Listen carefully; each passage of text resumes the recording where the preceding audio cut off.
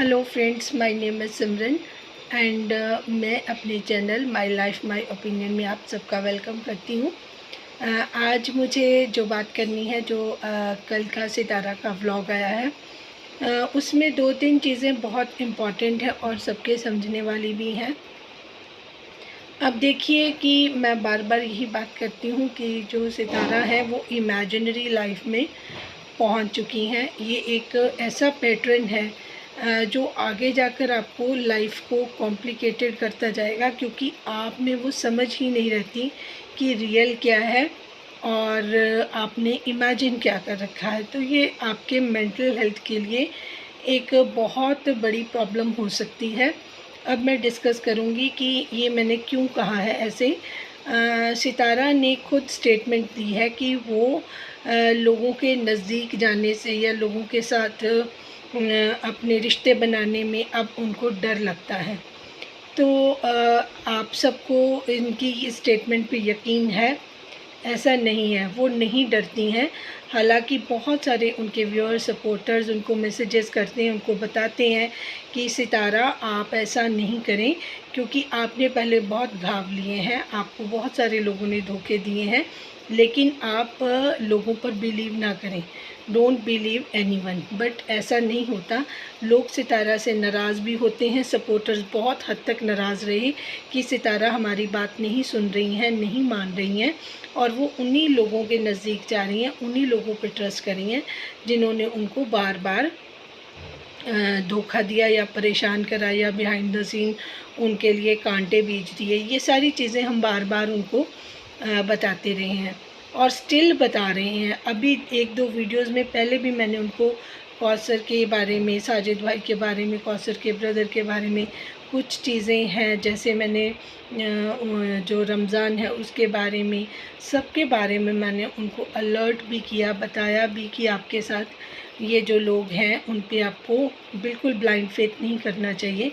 But वो नज़दीकियाँ बनाती दिखाई दी हैं और उन्होंने लोगों को, हम ही कहते हैं कि सर पर भी चढ़ाया हुआ है। फिर जिस चीज़ के लिए हम उनको रोकते रहे कि आप इन्वॉल्व मत होना, लेकिन वो पूरी कौसर की डिलीवरी से लेकर स्टिल अभी तक हर चीज़ में इन्वॉल्व हैं। चाहे कौसर की मदर एक स्टिकर की तरह उनके साथ लगी हुई हैं, लेकिन उसके बावजूद भी सितारा पर इतने बड़े बड़े इल्ज़ाम लोगों ने लगाए, हिटर्स ने लगाए, और मैं जानती हूँ वो उनका इशारा किसकी तरफ था, क्योंकि उन्होंने शुरुआत में बहुत सारे लोगों पर बिलीव भी किया था, उनको अपने घर में खाने भी खिलाए। मुझे याद है कि वो कस्टर्ड वस्टर्ड लोगों के लिए बनाती थी, लोग खाते थे और उनके बारे में बाद में अपने चैनल पर नेगेटिव बातें बोलते थे। लेकिन उन्होंने इस चीज़ को कभी भी उस लोगों पर विश्वास करना तो कोई भी बंद नहीं कर सकता, क्योंकि ये ज़िंदगी है, ऐसी ही चलती रहेगी। लेकिन उन्होंने उन लोगों को अपने घर में बार बार इनवाइट किया। लेकिन जब ये उनकी कंट्रोवर्सी स्टार्ट हुई, ये कंट्रोवर्सी से पहले की बातें हैं, जब से उनकी ये कंट्रोवर्सी स्टार्ट हुई थी, तो वही लोग जो उनके घर में खाना खाते थे वही उनके दुश्मन बन गए, और जिन्होंने उनकी मदर को, उनकी पूरी फैमिली को इसी बहाने, जो उनकी सिस्टर ने एक एलिगेशन लगाया था उन पे, कई वार किए, क्योंकि वो उनको उतना प्रमोट नहीं करती थी। या जैसे मतलब सितारा की एक नेचर है कि वो किसी जो उनके सपोर्टर्स चैनल हैं उनको वो ग्रेटफुल होती हैं, थैंक्स करती हैं, बट वो मतलब एक चीज़ भी है कि वो सबको तो सपोर्ट नहीं कर सकती ना, अगर एक को करेंगी तो बाकी लोग नाराज़ हो जाते हैं। तो उन्होंने अपने एक शुरू से अपना नियम बनाया हुआ है, जिसको मुझे लगता है कि उन्होंने अपने तरीके से सोचा हुआ है, और वो ठीक सोचती हैं। इसमें किसी को कोई बुरा नहीं लगता, कोई गिला भी नहीं होना चाहिए। लेकिन जो लोग समझते हैं, समझदार हैं, वो तो उनके साथ अग्री कर जाते हैं।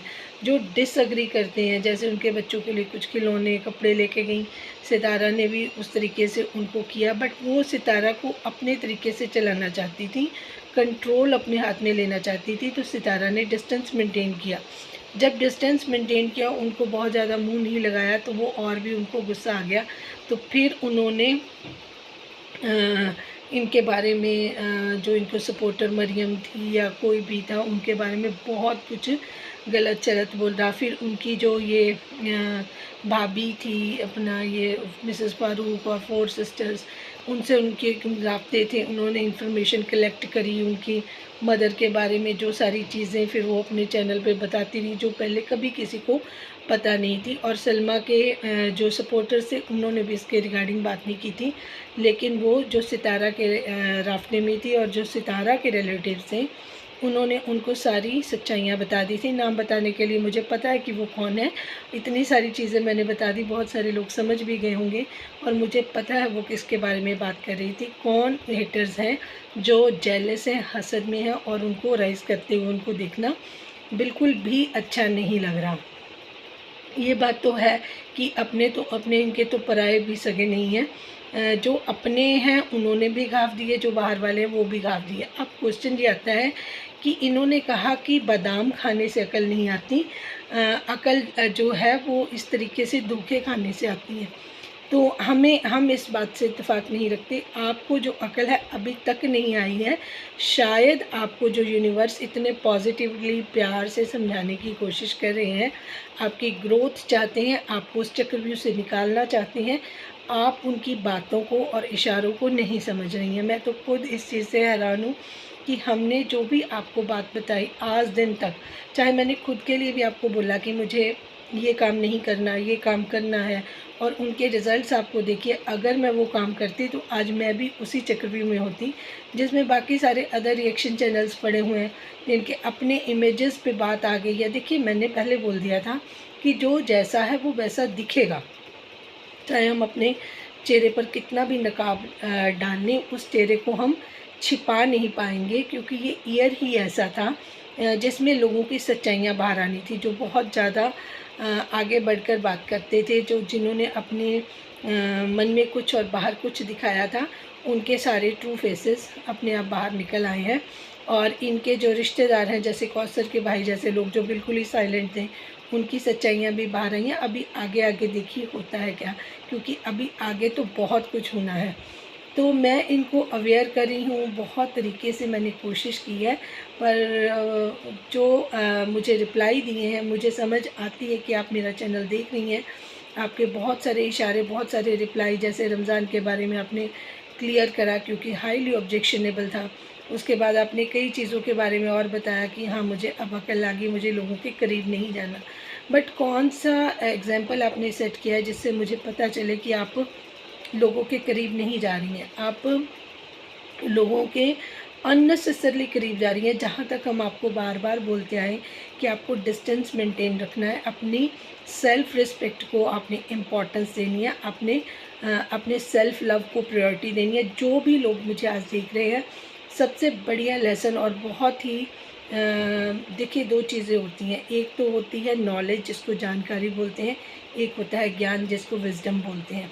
दोनों का चोली दामन जैसा ही रिश्ता है। अगर नॉलेज है और विजडम नहीं है तब भी कोई बात नहीं बनेगी, अगर विजडम है और नॉलेज नहीं है तब भी कोई बात नहीं बनेगी। तो आपने जितना भी देखा होगा, जितने बड़े बड़े डॉक्टर्स हैं, जितने बहुत सारे लोग हैं, वो स्पिरिचुअल लाइफ में भी हैं और वो साइंस के साथ उनकी एजुकेशन कंप्लीट हुई हुई है। तो ऐसे लोगों को उन्होंने चूज़ किया है अपने लिए, अपने साथ, ताकि डिवाइन और गॉड ने अपने साथ मिलाया है या उनके थ्रू लोगों को मैसेज देने की कोशिश की है कि हम आपको ये चीज़ें सारी बहुत अच्छे से लोगों को स्प्रेड करने के लिए बताते हैं, ताकि जो लोग हैं जो बहुत मुश्किल में हैं, तड़प रहे हैं, जो जिनको सही रास्ता नहीं मिल रहा, सही पाथ उनके पास नहीं है, उनको गाइडेंस दी जाए। उनमें से हम भी एक हैं, क्योंकि देखिए एजुकेशन के साथ अगर कोई स्पिरिचुअल वे पर जा रहा है तो वो एक ब्लेस्ड सोल है, उसको गॉड ने इसीलिए चुना है कि वो आपको सही तरीके से गाइड कर सके। अगर हम अपने डिसीज़न से, आप देख रहे हैं कि हम उन पाथ में नहीं गए और हम अपने आप को बचा पाए, कोई भी हमारे लिए कुछ गलत सही नहीं बोल पाता, क्योंकि हमने एक मेंटेन करके रखा था दायरा, एक लेवल को मेंटेन करके रखा था जिसको हमने नहीं क्रॉस किया और किसी और ने भी हमारे अगेंस्ट उसको क्रॉस नहीं किया। तो ये आपके अपने हाथ में है कि इन चीज़ों को आप किस तरीके से मैनेज करते हैं और बैलेंस बनाए रखते हैं। बैलेंस बनाना लाइफ में बहुत ज़रूरी है। यही आज का मेरा जो आपको एक कहते हैं कि सलाह है आज के लिए, कि आपको अपने आप को बैलेंस करना है। बैलेंस करने के लिए आपको सबसे पहले अपने आप से सेल्फ़ लव करना है, अपने आप को ही इम्पोर्टेंस देनी है। फिर जब आप खुद को इम्पोर्टेंस देंगे तो आपको पता चलता जाएगा कि ज़िंदगी में जो भी आपने डिसीज़न लेने हैं वो किस तरीके से लेने हैं। आप किसी को हर्ट नहीं करें, किसी को दुखी नहीं करें, लेकिन किसी को अपना फ़ायदा भी नहीं लेने दें। किसी पे इतना ज़्यादा भरोसा, क्योंकि देखिए दुनिया में हर तरीके के लोग बैठे हैं, वो लोग बैठे हैं कि आपको परेशान कर सकें। तो किसी पे इतना ज़्यादा भरोसा करना और उस भरोसे को बाद में टूटते हुए देखना, फिर मोती की तरह जैसे माला में मोती बिखर जाना, तो इसको ग्रोथ नहीं कहते हैं। तो अगर आप ये बात बोलते हैं कि मैंने जो बादाम खाने से अकल, तो एक आप सेंटेंस है आपके पास, वही बात है जो आप देखती हैं मूवीज़ में, ड्रामाज़ में, आप उसको एडॉप्ट कर लेती हैं, लेकिन जो चीज़ें रियलिटी हैं उससे आप काफ़ी दूर रहती हैं। अगर आपको धोखे खाने से अकल आ गई होती एक बार दो बार, तो आपको बार बार धोखे नहीं मिलते।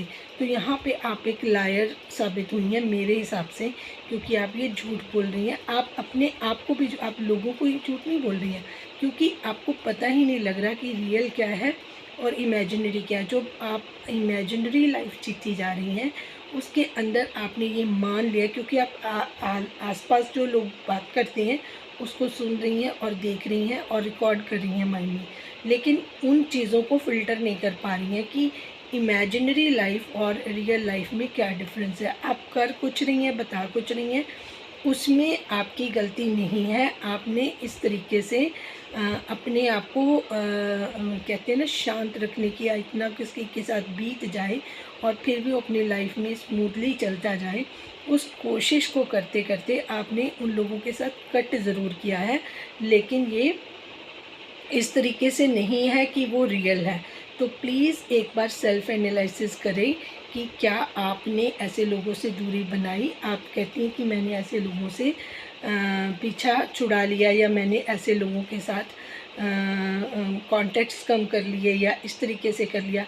नहीं, आज भी आपने डीडी के लिए उसके ईद के कपड़े वगैरह आपने भिजवाए। आपके कॉन्टैक्ट्स नहीं ख़त्म होते हैं, बिहाइंड द सीन सब कुछ होता है। चलो वो रिश्ते नहीं भी टूट सकते हैं, लेकिन वो जो आपकी इमेजिनरी लाइफ और रियल लाइफ में एक डिफरेंस आ गया जिसको आप खुद नहीं समझ रही हैं, जब तक आप सेल्फ़ लव नहीं करेंगी, सेल्फ़ एनालिसिस नहीं कर पाएंगी, तब तक आप ट्रू सुप्रीम पावर के साथ जुड़ ही नहीं सकती। आप अपनी बात करती रहेंगी, लेकिन वो कनेक्शन नहीं बनता जो स्पिरिचुअल पाथ पे जाने के लिए बहुत ज़रूरी है। और यूनिवर्स चाहते हैं कि एक आप इस तरीके की एक एग्जाम्पल सेट करें, अपने आप को पहले आप प्रूव करें, फिर लोगों के लिए आप एक इंस्पिरेशन बन जाए। ये मैसेज आपके लिए आज आया है। यूनिवर्स ने जो आपको मुझे देने के लिए बोला, तो मैंने बड़ी ईमानदारी से अपनी बात आपको समझाने की कोशिश की है। आई होप कि ये वीडियो आप ज़रूर देखें और अपनी लाइफ में चेंजेस लेके आएँ जो हम सबको अच्छी लगेंगी, पॉजिटिव चेंजेस। और जिनको मेरी वीडियो अच्छी लगी है वो अपने मेरे चैनल को लाइक, सब्सक्राइब और शेयर करें। और जितने भी मैसेजेस हैं, जो भी पॉजिटिव मैसेज आपको अच्छे लगे, आप उसको ज़रूर अडॉप्ट करिए और फिर देखिए आपकी लाइफ में बहुत सारे चेंजेस आएंगे। सेल्फ़ लव सबने स्टार्ट करना है। सबको आप इम्पोर्टेंस देते हो, फैमिली को, बच्चों को, हस्बैंड्स को, और भी जितने भी काम ज़रूरी हैं आप करते हो, लेकिन हम अपने आप को भूल जाते हैं।